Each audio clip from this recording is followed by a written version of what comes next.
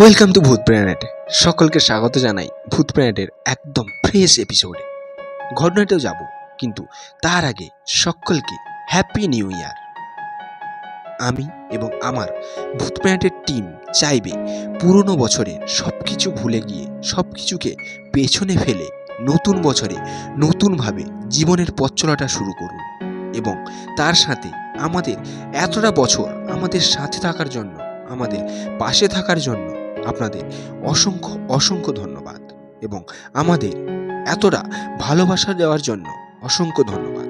আমরা এটাও জানি তোমরা এই নতুন বছরেও একইভাবে আমাদের পাশে থাকবেন, সাথে থাকবেন। সাথে তো আছেই ভূত প্ল্যানেটের এপিসোড। তো সকলে ভালো থাকুন, সুস্থভাবে নতুন বছরটা কাটান, আর শুনতে থাকুন আজকের আমাদের নতুন একদম ফ্রেশ এপিসোড, বর্ষা রাতের তালতলা।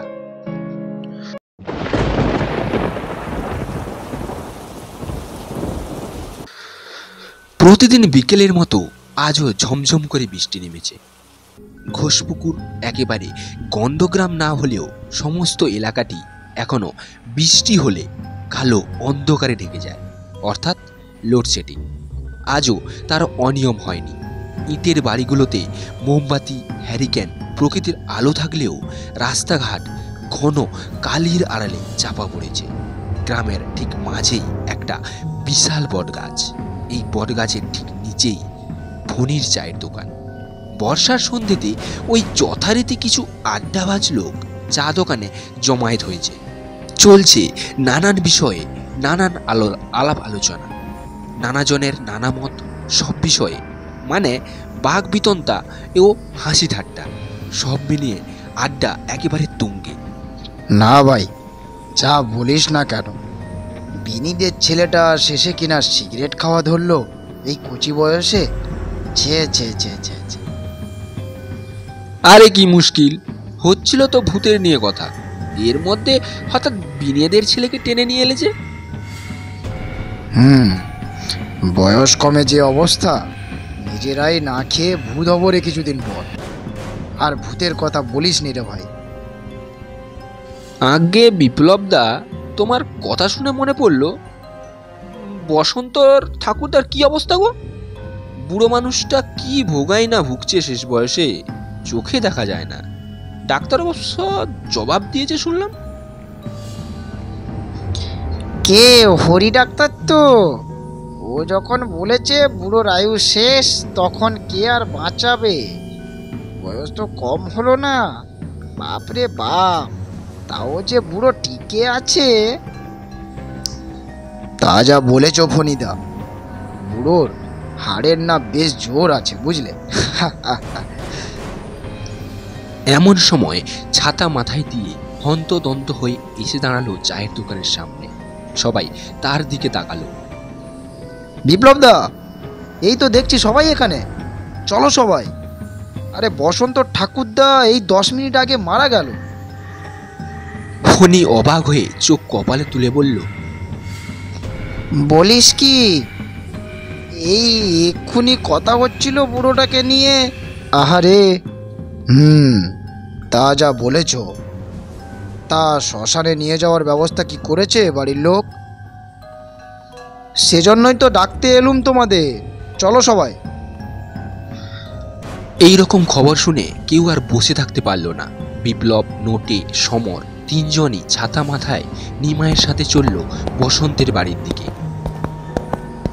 ফণি দোকানের ভেতরে দাঁড়িয়ে তাদের চলে যাওয়া পথের দিকে তাকিয়ে রইল। খবরটা শুনে সত্যি তার খুব খারাপ লেগেছে। ঝমঝমে বৃষ্টি মাথায় নিয়ে তারা চারজনই পৌঁছালো বসন্তের বাড়ি।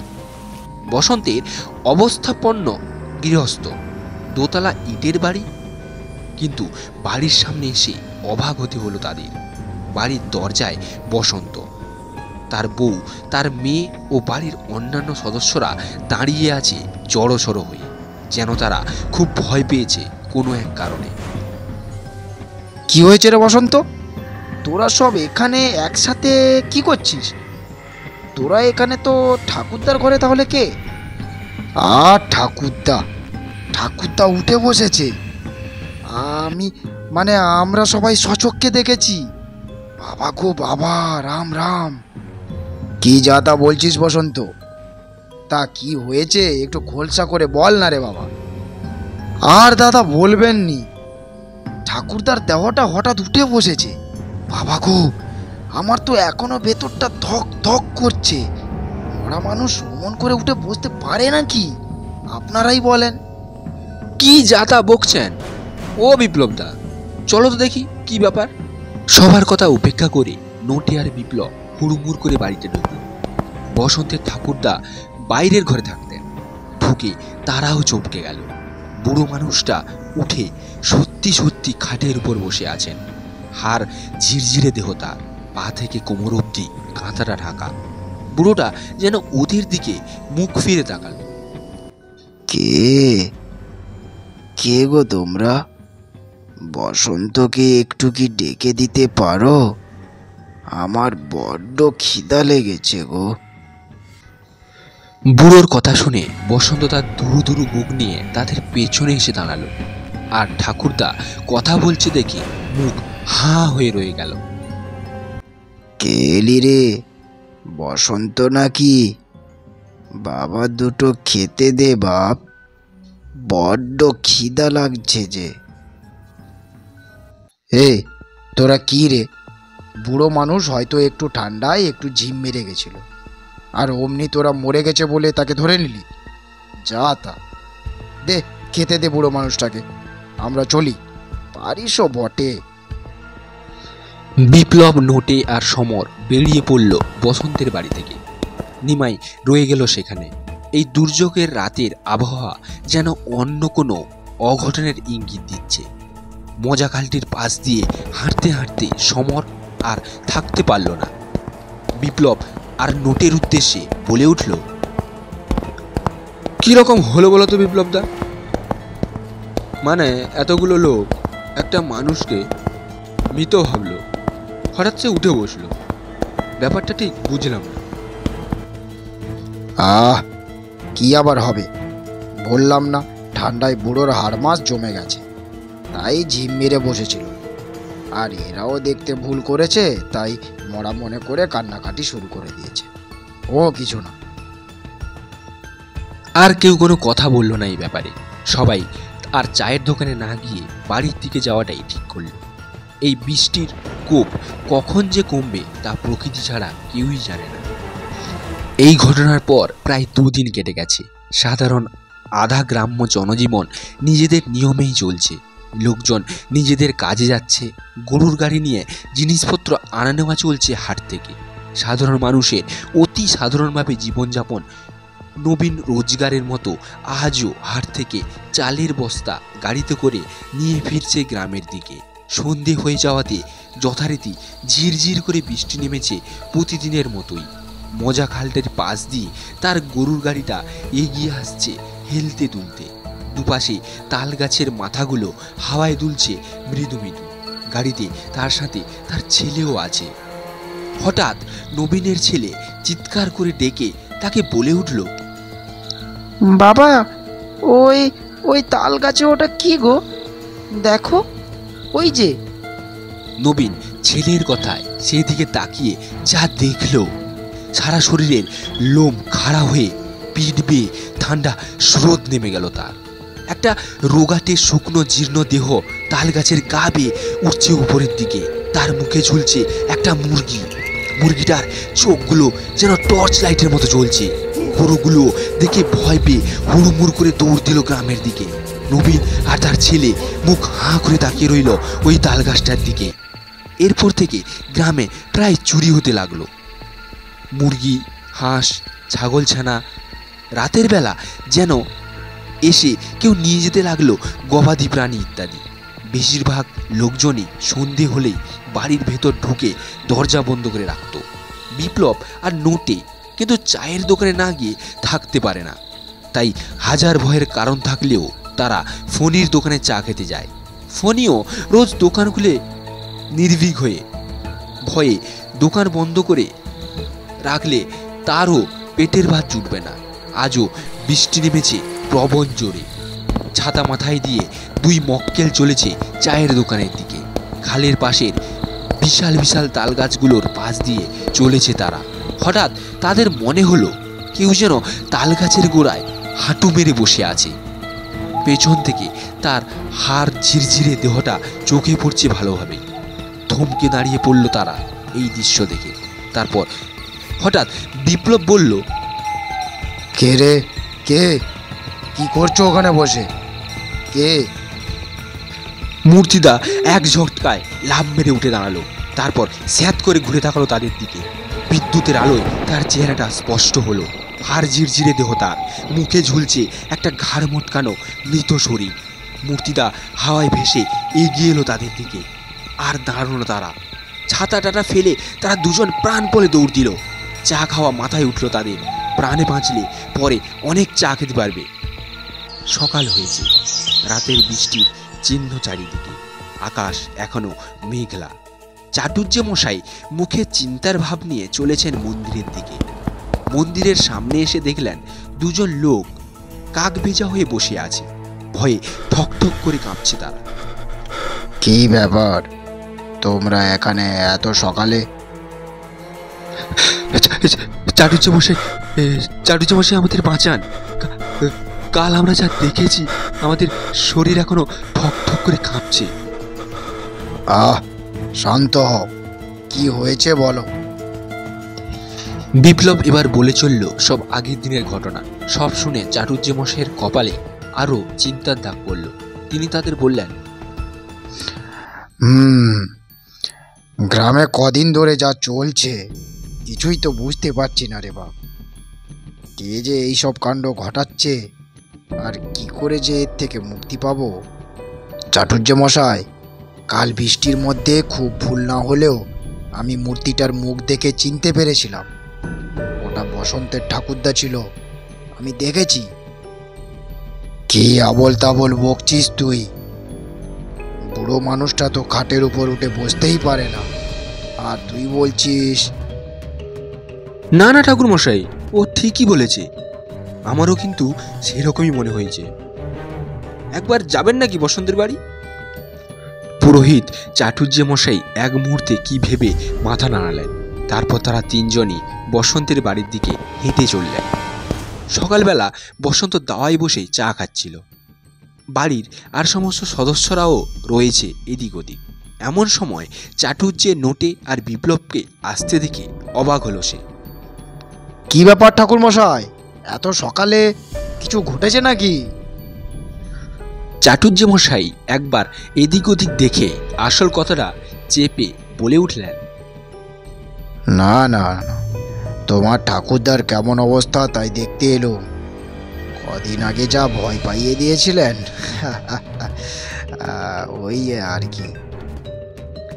ও তাই বলুন, কিন্তু তিনি যে দেখা করতে পারবেন না মানে? সবই ঠিক আছে, সেদিনের পর থেকে ঘুমিয়ে আছে মানুষটা। আগে সারাদিন কত গল্প করতেন, এখন কথাই বলতে চান না। আচ্ছা বেশ বেশ, থাকুন তিনি তার মতন। বলছি বাবা বসন্ত, তোমার বাড়ির কোনো হাঁস মুরগি চুরি গিয়েছে নাকি? সেটাই তো আশ্চর্য ব্যাপার ঠাকুর মশাই। গ্রামের আর প্রায় কোনো বাড়িতেই গবাদি প্রাণীগুলো নেই, কিন্তু আমার বাড়িতে দেখুন হাঁস মুরগি গরু দিব্যি সবই আছে। আচ্ছা বুঝেছি, যাই হোক চল হে বিপ্লব, নোটে চল। তোমাদের আবার ওদিকে কি একটা কাজ আছে তাই না? চল চল চল।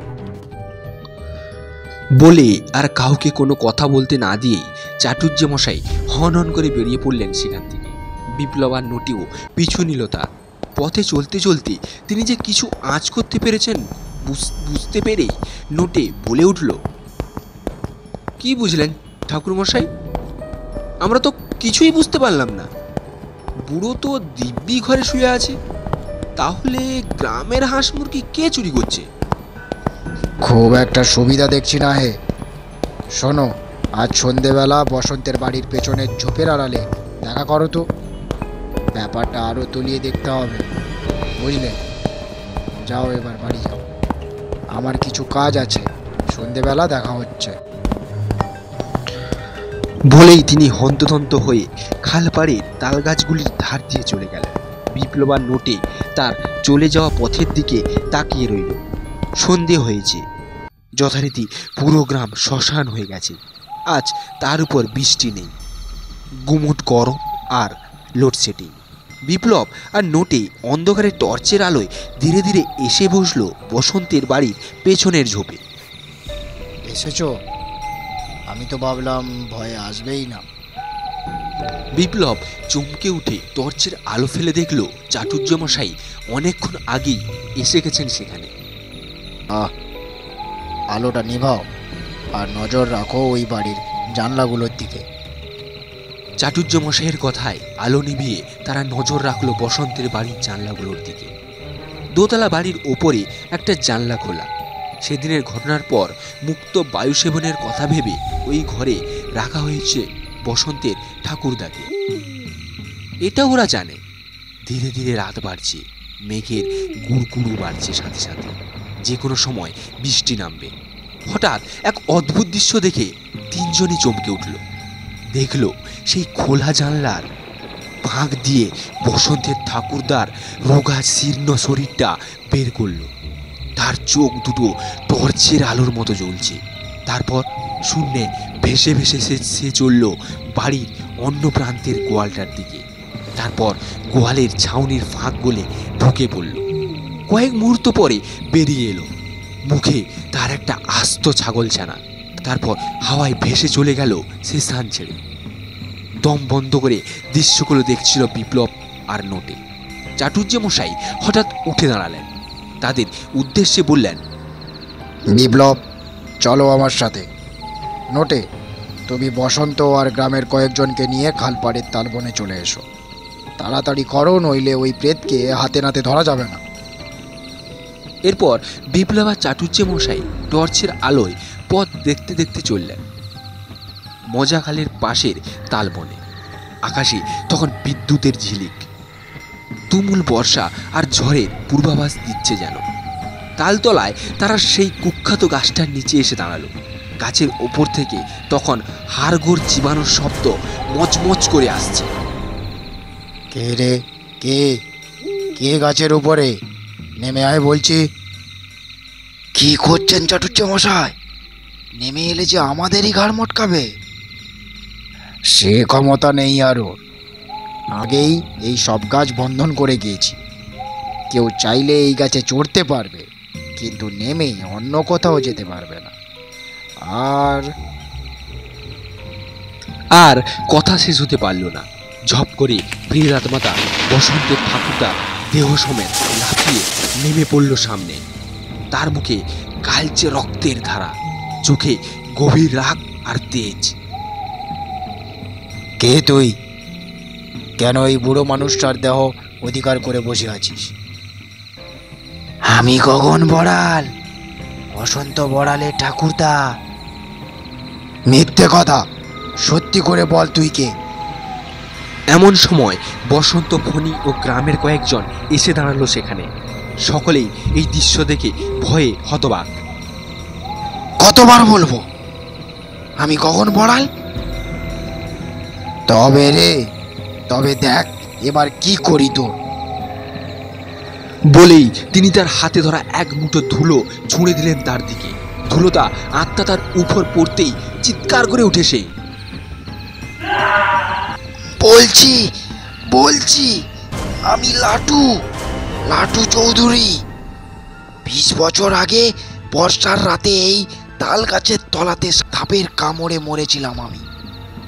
সে সময় লোকেরা আমার দেহ কোনো রকমে সৎকার করলেও পিণ্ডদান হয়নি আমার, তাই মুক্তি পাইনি আমি। গোকুল বড়াল সেদিন রাতেই মরতে সুযোগ বুঝে ওর শরীরটা দখল করি আমি। তখন আমি ওদের বাড়ির পাশেই বসেছিলাম সুযোগের অপেক্ষায়। বুঝেছি, ঠিক আছে, এবার ছেড়ে দে দেওয়াটা। ছেড়ে দে। এতদিন হাঁস মুরগি খেয়েছি, এবার মানুষ ধরে খাবো। বলেই সে দুলাফে উঠে পড়ল সেই তাল গাছটার উপরে। আর কোনো উপায় রাখলো না দেখছি। বসন্ত, সবই তো শুনলে। গাছের উপরে যে আছে সে তোমার ঠাকুরদা নয়, তার মৃত্যু সেই রাতেই ঘটেছে। এবার দাও, নিজের হাতে ওই গাছে আগুন দাও।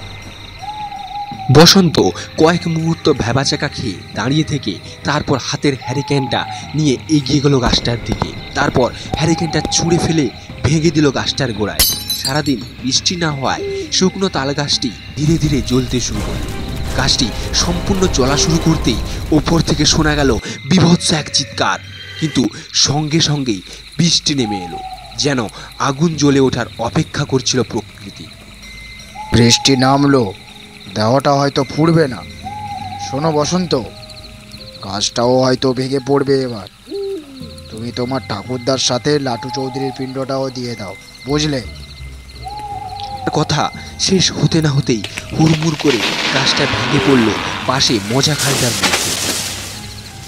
বৃষ্টির তীব্রতা আরো বাড়ল ধীরে ধীরে।